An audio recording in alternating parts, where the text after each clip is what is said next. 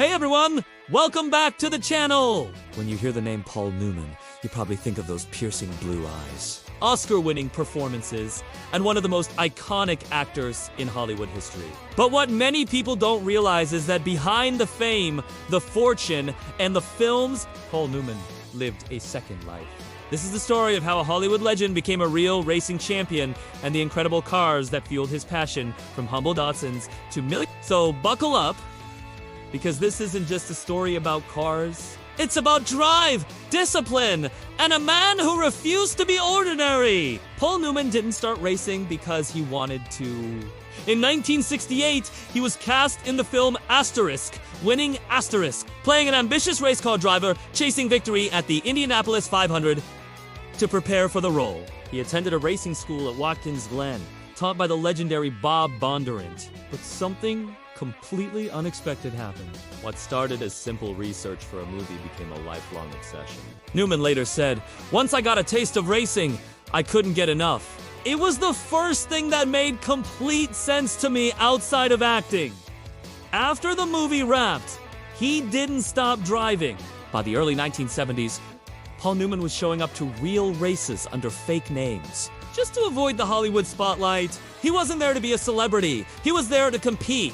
And unlike most Hollywood hobbies, this wasn't just a phase. Newman dedicated himself to racing like a professional athlete. He trained relentlessly, studied aerodynamics, and even worked on his own cars. He started small, with Datsun 510s and 240G, modest, nimble machines that rewarded pure skill over raw horsepower. He entered amateur races all across America, often arriving quietly in a pickup truck, towing his own car. And soon, the results began to speak for themselves. He started winning. Not in celebrity charity races, but in real, competitive SCCA championships. By 1979, he had become one of the top drivers in his class, even winning the SCCA C-Production national title. The man who once just played racers on screen was now outrunning them in real life. By the 1980s, Paul Newman wasn't just an actor who raced. He was a racer who happened to act. Hollywood insiders didn't quite get it, but car enthusiasts absolutely adored him. He had no ego in the paddock. He'd be seen tuning his own suspension, changing his own tires, and studying every single lap. And his cars, they were just as iconic as he was. Let's start with one of his favorites, the 1971 Datsun 510, the very car that launched his racing career. It was lightweight, rear-wheel drive, and perfectly balanced. Newman used it to dominate SCCA events. Today, that very car is preserved by Nissan as a priceless piece of racing history. Then there was the Datsun 280Z X-Turbo, his weapon of choice in the early 1980s. He drove it for the Bob Sharp racing team and, at the age of 54, finished second overall at the 24 Hours of LA Mans in 1979. Just think about that! While most actors his age were thinking about retiring, Newman was taking podiums at one of the toughest races in the world. Paul Newman's garage wasn't filled with toys. It was filled with tools for competition. Here are a few standouts from his legendary collection. First, the 1979 Porsche 935, the raw, fast, and unforgiving car that nearly took him to the top at Le Mans. Newman handled it with surgical precision. Next, the Nissan 300Z X-Turbo, his most famous car from the I Am Zog T era. Under his own Newman Sharp racing team, this car dominated American circuits in the late 80s, winning multiple championships. He also owned a Ferrari 365 GTB for Daytona, a car he drove both on the track and off, embodying the perfect mix of Italian soul and racing spirit. And then there's this one, a Volvo 960 V8 Wagon. Yes, you heard that right! Later in his life, Paul commissioned a modest Volvo wagon, but had a powerful Ford V8 engine swapped into it. It looked like a family car, but could smoke a Corvette at a stoplight. These cars weren't just trophies. They were extensions of his personality, quiet on the outside, but wild underneath. In 1983, Paul Newman took his passion to the next level. He partnered with racing engineer Carl Haas to form the legendary Newman-Haas racing team.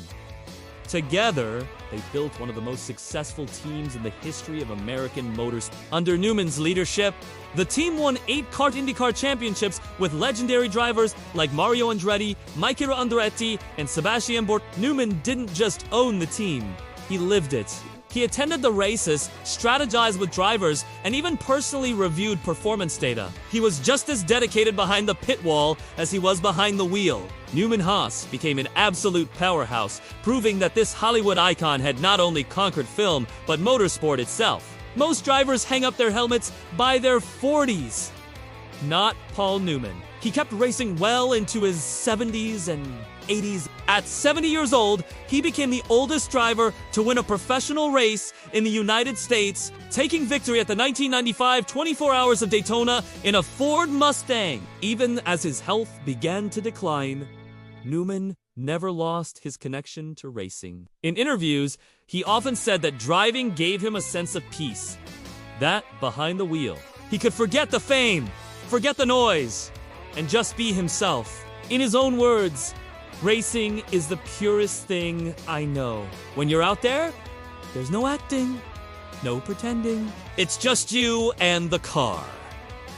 When Paul Newman passed away in 2008, the world remembered him as an actor, a philanthropist, and a great humanitarian. But for those who knew him best, he was something more, a racer with the heart of a warrior. His passion inspired generations of drivers and actors alike, from Patrick Dempsey to the modern-day fans of Steve McQueen. And his cars, they're still alive, still raced, still cherished, and still carrying his spirit around every corner. Paul Newman proved that no matter how successful you become, it's never too late to find a new passion. He didn't just live 2 lives, he lived both of them to the absolute fullest. So, next time you see his face on a movie poster, remember this? Behind those blue eyes was a man who didn't just chase fame, he chased speed. Thanks for watching. If you loved this deep dive into Paul Newman's incredible racing life, hit that like button, subscribe, and ring the bell for more stories about legendary cars and the people who drove them. See you next time on the fast lane of history.